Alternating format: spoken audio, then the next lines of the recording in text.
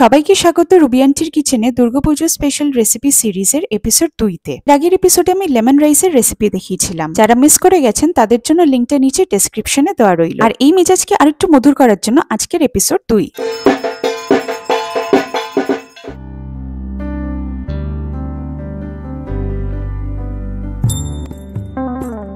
আচ্ছা, মুঠা বলতেই তো আমরা চিতল মুঠা বুঝি, তাই না? তবে পুজোর দিন নিরামিষ খাবার টেবিলে সেটা একেবারেই পসিবল না, অথচ মুঠা খাবার ইচ্ছা তো থেকেই যায় মনে। তাই এবার সেই স্বাদের চাহিদা মেটাতে হাজির হলো একদম ভেজ ফ্রেন্ডলি অথচ সমান সুস্বাদু সয়াবিন মুঠা। এবার এই মুঠাটাকে বানানোর জন্য সবার প্রথমে আমরা সয়াবিনটাকে সামান্য নুন দিয়ে সেদ্ধ করে নেব।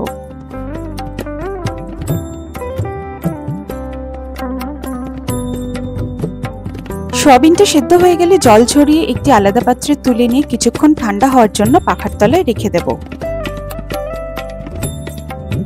তারপর ঠান্ডা হয়ে গেলে অল্প পরিমাণে সয়াবিনটাকে হাতে নিয়ে ঠিক এরকম ভাবে জল চিপে বার করে নেব। তারপর সয়াবিনগুলোকে দিয়ে দেবো একটা মিক্সিং বাটিতে পেস্ট করে নেওয়ার জন্য। আগের এপিসোডে আমি দেখিয়েছিলাম টক মিষ্টি ঘ্রাণে ভরা লেমন রাইসের রেসিপি। আর লেমন রাইসের সাথে সয়াবিন মুঠা উৎসবের টেবিলে এমন জুটি তৈরি করবে যেটা খেয়ে একেবারেই মন ভরে যাবে। আচ্ছা, এখানে সয়াবিনটা মিক্সিতে পেস্ট হয়ে গেলে এখানে 3 ছোট চামচ কর্নফ্লাওয়ার দিয়ে দেবো, 1 ছোট চামচ লঙ্কার গুঁড়ো, সামান্য নুন, 1 ছোট চামচ ভাজা মশলা, সামান্য ধনেপাতা কুচি আর 1 ছোট চামচ সাদা তেল দিয়ে ভালো করে মিশিয়ে নেব। তবে লঙ্কার গুঁড়োর পরিমাণটা আপনাদের স্বাদ অনুযায়ী কম বেশি করতেই পারেন। এবার ভালো করে মাখা হয়ে গেলে অল্প পরিমাণে হাতে নিয়ে ঠিক এরকম একটা আকার দিয়ে নেব। ঠিক এরকম ভাবে বাকি মুঠাগুলোকে তৈরি করে নেব। যদি আপনাদের কাছে কর্নফ্লাওয়ার না থাকে তাহলে এখানে আপনারা ময়দাও ব্যবহার করতে পারেন। এবার একটা পেস্ট করে নেব। তার জন্য মিক্সিং বাটিতে অল্প আদা, একটা টমেটো, 1 বড় চামচ চালমগজ, কিশমিশ আর একটা কাঁচা লঙ্কা দিয়ে একটা পেস্ট করে নেব। তারপর ফ্রাইং প্যানে সাদা তেল দিয়ে গরম করে একে একে মুঠাগুলোকে দিয়ে দেব ভেজে নেওয়ার জন্য। তবে খেয়াল রাখতে হবে মিডিয়াম ফ্লেমে ভেজে নিতে হবে, না হলে বেশি পুড়ে গেলে এটার টেস্টে ঠিক আসবে না। আপনি কি জানেন সাধারণ সয়াবিনকে অনেকেই বলে ভেজ প্রোটিনের রাজা, কারণ এতে আছে শরীরের জন্য প্রয়োজনীয় সব ভিটামিন, ক্যালসিয়াম, আয়রন। ভাবুন তো, উৎসবের দিনে যখন ভারী খাবার খেয়ে শরীর ক্লান্ত হয়ে পড়ে তখন যদি টেবিলে থাকে এমন একটা পদ যেটা একদিকে সুস্বাদু অন্যদিকে শরীরকে দেয় এনার্জি, তাহলে কেমন লাগবে? ভাজাটার যখন দুদিকটা ভালো করা লাল রং চলে আসবে তখন তেল ঝরিয়ে তুলে নেব।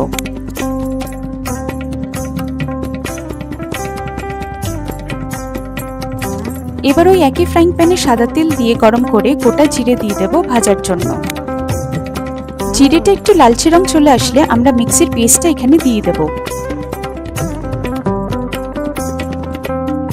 তারপর 1 ছোট চামচ লঙ্কার গুঁড়ো আর জিরে গুঁড়ো দিয়ে ভালো করে কষিয়ে নেব।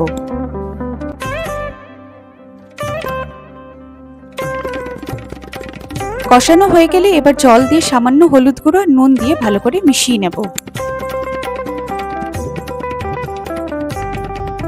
এই ঝোলটা একটু ফুটে যাওয়ার পর আমরা একে একে সয়াবিনের মুঠাগুলোকে এখানে দিয়ে দেব।